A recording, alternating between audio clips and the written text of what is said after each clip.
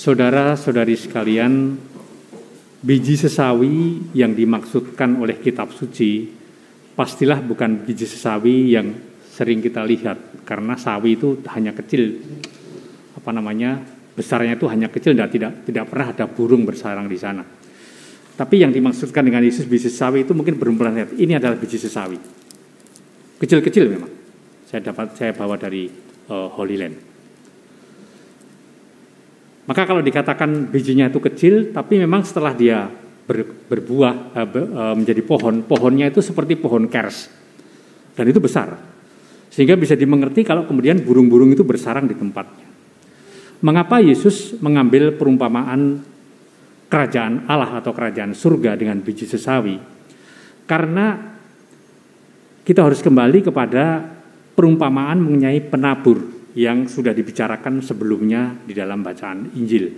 Dan juga kalau mundur lagi, kita sampai pada perutusan para murid, yaitu para nelayan di tepi Danau Galilea, untuk mengatakan bahwa kerajaan Allah itu memang mulai dengan sesuatu yang sangat sederhana, dan bahwa itu menjadi besar karena daya kerajaan surga yang disebarkan oleh Tuhan itu mempunyai daya tumbuh yang luar biasa.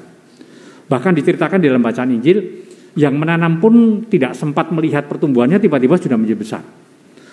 Berarti apa? Berarti kerajaan Allah yang disebarkan itu adalah sesuatu benih iman yang sungguh-sungguh berkembang dengan kuat karena memang berasal dari Tuhan sendiri. Benih itu kualitasnya sama. Bahwa akan menjadi besar memang dibutuhkan kerjasama antara Allah dengan manusia. Saudara-saudara sekalian, di dalam bacaan pertama, Rasul Santo Paulus itu mengingatkan kepada umat Ibrani. Karena apa? Karena kerajaan Allah yang sudah mereka terima sebagai harta itu mendapatkan percobaan. Dan percobaan ini tidak mungkin hanya sekali, bisa berkali-kali. Maka dia mengingatkan yang sudah kamu terima itu adalah harta. Kamu memiliki harta yang lebih baik dan yang lebih langgeng sifatnya. Sebab itu janganlah melepaskan kepercayaanmu. Untuk mengatakan kepada kita sekalian bahwa apa yang telah kita terima dengan iman kepada Tuhan atau benih kerajaan Allah itu sesuatu yang sangat bernilai dan sesuatu yang sangat berharga.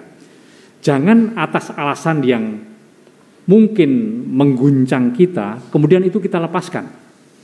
Saudara-saudara sekalian, perumpamaan ini atau Injil hari ini atau bacaan pertama pada ini mempunyai suatu yang sangat aktual dalam situasi kita sekarang ini.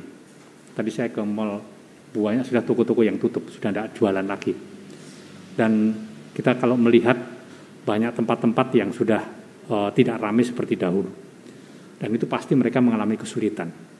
Dan tidak hanya mereka, pemerintah juga mengalami kesulitan. Dan kita pun juga mengalami kesulitan.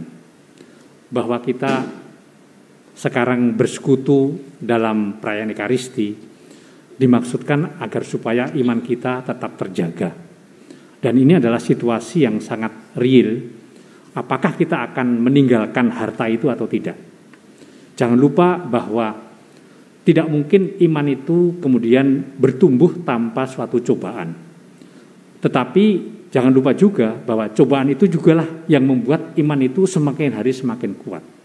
Kita bisa mendengar dari banyak kesaksian bahwa pada saat di mana mereka pada situasi yang sangat down, kemudian karena imannya tetap setia, mereka bangkit lagi. Saudara-saudara sekalian, marilah kita melihat apa yang sudah ditabur oleh Allah sebagai benih itu memang kecil, tetapi dapat menjadi besar dan dapat mengalahkan segala sesuatu tergantung dari bagaimana kita mengembangkannya dan tetap percaya bahwa benih itu adalah kualitas tinggi. Marilah tetap kita pertahankan. Amin.